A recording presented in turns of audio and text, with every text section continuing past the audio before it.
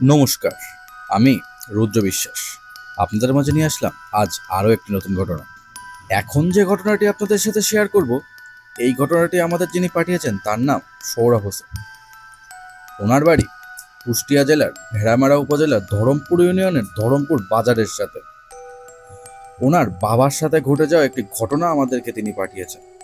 ওনার বাবার আবার মাছ ধরার বেজায় নেশা ছিল। মাছ ধরা কেন্দ্রিক বেশ কিছু ঘটনা আছে, সেগুলো পরে আমাদের পাঠাবেন বলে জানিয়েছেন। উনি যে ঘটনাটি পাঠিয়েছেন, এই ঘটনাটা ঘটেছিল 2006 থেকে 7 সালের মধ্যবর্তী সময়কালের একটি সময়ে। আর ঘটেছিল ওনাদের নিজস্ব যে একটা কলা বাগান ছিল, ওই সময় সেখানেই। ওনাদের যে কলা বাগানটা ছিল সেটা ওনাদের যে বাজার থেকে 15 মিনিটের পায়ে হাঁটা পথ। ওনার বাবা প্রতিদিনের মতোই ঘটনার দিন রাতেও পাহারা দেওয়ার জন্য কলা বাগানে গিয়েছিলেন। পাহারা দিতে হতো কারণ ওই সময় চোরের আনাগোনা বেশ বেড়ে গিয়েছিল। এজন্য মূলত এই বাগানগুলো পাহারা দেওয়ার জন্য টঙের তৈরি করা রাত্রেবেলা থাকতে হতো। টং ঘর তৈরি করে রাত্রেবেলা থাকতে হতো। তো উনিও টং ঘর তৈরি করেছিলেন। টং ঘরের মধ্যে ওনার বাবা ওই রাত্রে শুয়ে আছেন। রাত আনুমানিক 1টা কি 2টো বাজে। এমন সময় ওনার বাবার ঘুম ভেঙে যায়, কারণ এক করুণ কান্নার শব্দে। ওর বাবা তো একজন সাহসী মানুষ, আর উনি সাথে বড় একটা দা রাখতেন, আর টর্চ লাইট তো থাকতোই। উনি দা টর্চ লাইট নিয়ে বের হয়েছেন ওই টংঘর থেকে। বের হয়ে আশেপাশের লাইট মেরে দেখেন যে কে কান্না করছে। আশেপাশে উনি কাউকেই দেখেন না। বের হওয়ার পর কান্নার শব্দটা আর নেই। তিনি আবার টংঘরে এসে শুয়ে পড়েন। তিনি শুয়ে শুয়ে ভাবছেন এটা মনে হয় মনের ভুল। শোয়ার 5 থেকে 7 মিনিট পর আবার সেই করুণ সুরে কান্নার আওয়াজটা উনি শুনতে পান। এবার মনে হচ্ছিল এই আওয়াজটা একদম টংঘরের পাশ থেকেই আসছে, অর্থাৎ এই টংঘরের পাশে বসেই কেউ করুণ সুরে কান্নাকাটি করছে। ওনার বাবা তো আবার বের হয়েছেন, চারিদিকে লাইট মারছেন, কিন্তু কিছুই দেখতে পেলেন না। এবার মনে হচ্ছে কান্নার আওয়াজটা একটু দূরে সরে গেছে, অর্থাৎ একটু দূর থেকে আসছে। বলে রাখা ভালো, ওই কলা বাগানের পাশেই ছিল 100 বছরের পুরনো একটা আম বাগান। আওয়াজটা মনে হচ্ছে ওই দিক থেকেই আসছে।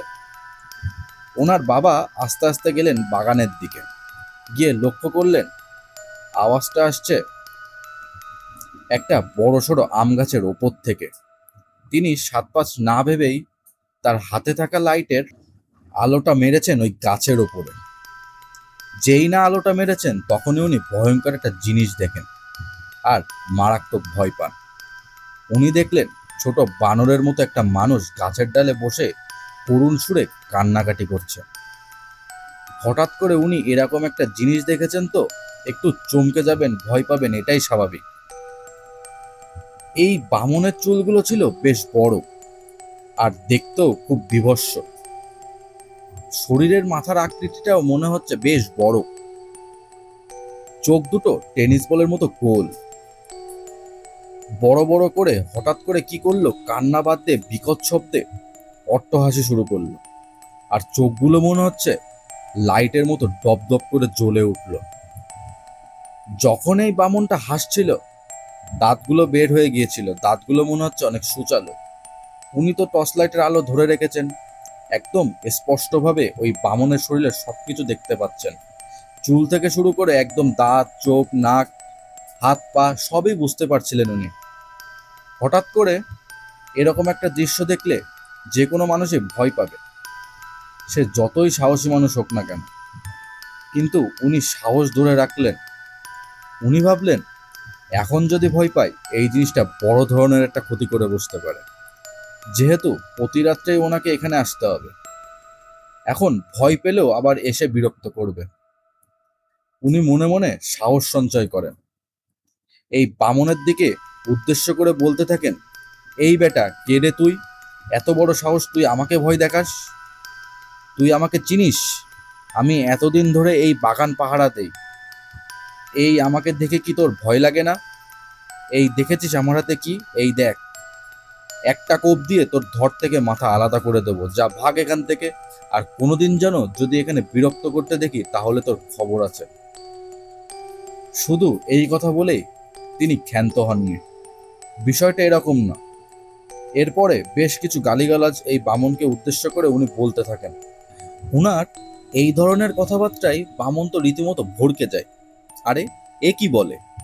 এই মানুষ নাকি তাকে বলে যে আমাকে দেখে তোর ভয় লাগে না, যেখানে এই বামনকে দেখে তার ভয় লাগার কথা, উল্টে উনি এটা বলছেন। তো বামনটা কি করে, উনার চোখের সামনে হঠাৎ করে ভ্যানিশ হয়ে যায়।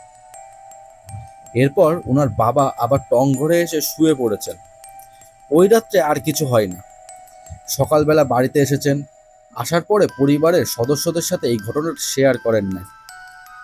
এভাবে কেটে যায় বেশ কয়েকটা দিন। ওনাকে তো প্রতিদিনই যেতে হয়। বেশ কয়েকটা রাতে আর কোনো ঘটনা ঘটে নাই। হঠাৎ একদিন মানে এই ঘটনার বেশ কয়েকদিন পরে আর কি, একদিন ওনার বাবার 3 বন্ধু রাতের বেলা ওই টং ঘরে বসে গল্পগুজব করার জন্য গিয়েছিলেন।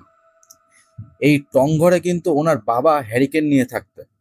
তো হ্যারিকেনের আলোয় সবাই মিলে ওনারা তাস খেলছেন। খেলতে খেলতে হঠাৎ করে হ্যারিকেনে তেল ফুরিয়ে যায়। এখন সাধারণত তেল ওনাদের থাকে রাতের বেলা, যখন ওনারা শুয়ে পড়েন হ্যারিকেনের আলোটা অনেকটা কমিয়ে দিয়ে শুয়ে পড়েন, প্রয়োজন হলে বাড়িয়ে নেন। কিন্তু দীর্ঘ সময় ধরে তাস খেলছিলেন, এই কারণে তেলটা ফুরিয়ে গিয়েছিল। তখন রাত আনুমানিক 12টা বাজে। সৌরভ হোসেন ভাইয়ের বাবা তখন তার এক বন্ধুকে বললেন, এই সাহেব, মানে তার নাম সাহেব ছিল আর কি, এই সাহেব আমাদের বাড়িতে তেল রাখা আছে, যা এক দৌড় দিয়ে তুই তেলটা নিয়ে আয়। তো যেই বলা সেই কাজ। তো সেই সাহেব আঙ্কেল উনি দৌড় দিয়ে চলে গিয়েছেন। যেতে 15 মিনিট, আসতে 15 মিনিট, এই 30 মিনিটের উপরে কিন্তু কোনোভাবে লাগার কথা না। হেঁটে যেতে 15 মিনিট লাগবে। উনি যদি দৌড় দিয়ে যান বা তাড়াতাড়ি হেঁটে যান তাহলে আরো কম সময় লাগবে। এদিকে ঘন্টাখানিক পার হয়ে যায়। এই সাহেব আঙ্কেল মানে সাহেব কাকা আর আসে না। এদিকে সৌরভ হোসেন ভাইয়ের বাবা তো চিন্তায় পড়ে গেলেন যে কি ব্যাপার, সাহেব আসে না কেন। অনেকক্ষণ পর হন্তদন্ত করে তেল নিয়ে টং ঘরে আসেন এই সাহেব কাকা। তার চোখে মুখে ছিল আতঙ্ক আর ভয়। সৌরভ হোসেনের বাবা তখন এই সাহেব কাকাকে বললেন, এই তুই এত হাঁপাচ্ছিস কেন সাহেব? কি হয়েছে তোর? সাহেব কাকা কিছুক্ষণ চুপ করে থাকলো। একটু পর একটু স্বাভাবিক হলে সাহেব কাকা বলতে থাকেন যে উনি যখন তেল আনতে বাড়িতে গিয়েছিলেন, যাওয়ার পথে কোনো সমস্যা হয়নি। আসার পথে যখন নদী পার হয়ে বাঁশের সাঁকো পার হওয়ার পরে পান গাছের একটা বরজ, মানে পানের ক্ষেত পড়ে, তখন উনি খেয়াল করেন পানের ক্ষেতের ভেতর কে খুঁটি থাকে, সেখানে দুটি ছোট ছোট অবয়ব বসে কি যেন করছে। তো উনি যখন কাছে গিয়েছেন, গিয়ে দেখেন বামন আকৃতির দুটো মানুষ বসে একজনের শরীর থেকে আরেকজন কি যেন তুলছে। অনেক সময় দেখা যায় বানর দুটো বসে বসে একটা আরেকজনের শরীর থেকে উকুন তুলে দিচ্ছে মনে হচ্ছে, এমন কিছু একটা। এই বামন দুটো যখনই এই সাহেব কাকার উপস্থিতি টের পেয়েছে, এই দুটো লাফ দিয়ে ওই খুঁটির ওপরে উঠে দাঁড়িয়ে যায়। উনি মনে করেছিলেন আর কি বানর টাইপের কিছু একটা, বা বানর হবে বা হনুমান হবে, এরকম কিছু কিন্তু একটা না। উনি দেখলেন এই দুটো মানুষের মতো, তবে এটা বামন আর চেহারা স্রোত ভয়ঙ্কর। উনি ভয় পেলে ওই বামন দুটোকে গালিগালাজ করতে থাকেন। এক পর্যায়ে বামন দুটো হাওয়ায় মিলিয়ে যায়। এরপর তেল নিয়ে উনি কলা বাগানের উদ্দেশ্যে রওনা দিয়েছেন। যেতে যেতে ওনাদের আশেপাশে ঝোপ ছিল, ওখান থেকে এক অদ্ভুত ধরনের খিলখিল হাসির শব্দ শোনা যাচ্ছে। উনি ভয়ে ভয়ে দৌড়ে কলা বাগানে চলে আসেন। তো এতটুকু আসতেই কিন্তু এরকম সময় লেগে গেছে। এতক্ষণ কিন্তু লাগার কথা নাই, কিন্তু কেন জানি এতটা সময় ওনার লেগে গেছে এটা উনি নিজেও বলতে পারেন না। এই সমস্ত কথা শুনে সৌরভ হোসেন ভাইয়ের বাবা বলেন, এই বামন পিশাচগুলো আমাকে খুব বিরক্ত করে। এই তো সেই দিন রাতেই এরকম একটা ঘটনা ঘটেছিল। মানে উনি তখন ওই ঘটনাটা তার বন্ধুদেরকে শেয়ার করেন। উনি বলেন যে ভয় পাস না, ঠিক হয়ে যাবে। এরপর যখন আবার তারা তাস খেলা শুরু করবেন, হঠাৎ চারপাশে ঝড় শুরু হয়ে যায়। মনে হচ্ছে এই সব এই সব কিছু মনে হয় শেষ করে দিবে।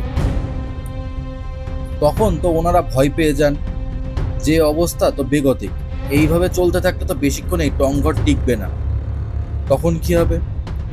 অনেক সময় হয় না যে বাইরে অনেক ঝড় বাতাস হচ্ছে কিন্তু ওনারা কিছুই টের পাচ্ছে না? বিষয়টা এরকম না, ওনারা টের পাচ্ছিলেন, কিন্তু একটা দমকা বাতাস ওই টংঘরের ভেতরে খুব ভয়ঙ্করভাবে বয়ে যাচ্ছিল। এদিকে বেশ কিছুক্ষণ বয়ে যায়, হঠাৎ করে ফজরের আজান শব্দ ভেসে আসে। এর মধ্যে যে এতটা সময় পার হয়ে গেছে ওনারা কিন্তু বুঝতে পারে নাই। তবে রাত 12টার দিকে তো খেলা শুরু করেছিলেন, মোটামুটি ঘন্টাখানিক খেলেছেন। আবার এই সাহেব কাকা উনি তেল নিয়ে এসেছেন, সেই হিসেবে ফজরের আজান সময় হয়ে যাবারই কথা। তবে মনে হলো যে অনেকটা তাড়াতাড়ি ফজরের আজানের সময়টা হয়ে গিয়েছিল, ওনাদের সাথে এমনটা মনে হচ্ছিল আর কি। এরপর কিন্তু ওনারা বাইরে বের হন নাই। যখন আলো ফুটলো তখন বের হয়েছিলেন টংঘর থেকে।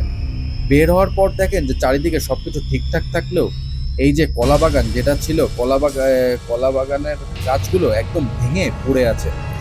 একটা কলাও আস্ত ছিল না, একদম তছনছ হয়ে গিয়েছিল। অথচ সবকিছু ঠিকঠাক ছিল। আমরা অনেক সময় শুনি না যে ঘটনায় যে এমন ঝড় বাতাস হচ্ছিল কিন্তু পরে বাইরে বের হয়ে দেখা গেল যে গাছের পাতা একটা পাতাও পড়েনি। কিন্তু এই ঘটনার কিন্তু এরকমটা হয়নি, সবকিছুই ঠিকঠাক ছিল, কলা বাগান তছনছ হয়ে গিয়েছিল। তো এই ঘটনার পর ওনারা সবাই একজন হুজুরের কাছে যান, বিষয়টা খুলে বলেন। হুজুর ঝাড়ফুঁক করে দেন, হুজুর বেশ কিছু রুকিয়াও করে দেন ওই জায়গার ওপরে। এরপর নাকি ওই বামন পিশাচগুলোর আর কখনোই দেখা যায় না, ওদের উৎপত্তিটাই অনেকটাই কমে যায়। সৌরভ হাসান ভাই জানিয়েছেন ওনার বাবা 2020 সালে স্ট্রোক করে মৃত্যুবরণ করে, ওনার বাবার জন্য দোয়া করেছেন, আমরা তার জন্য দোয়া করি। তো আজকের ঘটনা ছিল এই পর্যন্ত। ঘটনাটি কেমন লাগলো আমাদের কমেন্ট করে অবশ্যই জানাবেন। ঘটনাটি ভালো লাগলে লাইক, কমেন্ট, শেয়ার ও সাবস্ক্রাইব করে আমাদের পাশে থাকবেন। ধন্যবাদ। আর আপনারা যারা আপনাদের সাথে ঘটে যাওয়া ঘটনা বা আমাদের ঘটনা আমাদের সাথে শেয়ার করতে চান বা পাঠাতে চান, তাহলে horrorwithtruty@gmail.com এই জিমেল অ্যাড্রেসে ঘটনাটি রেকর্ড করে বা গল্প করে আমাদের কাছে পাঠিয়ে দিতে পারেন। তো আজকের এই পর্যন্তই। সবাই ভালো থাকবেন, সুস্থ থাকবেন। ধন্যবাদ।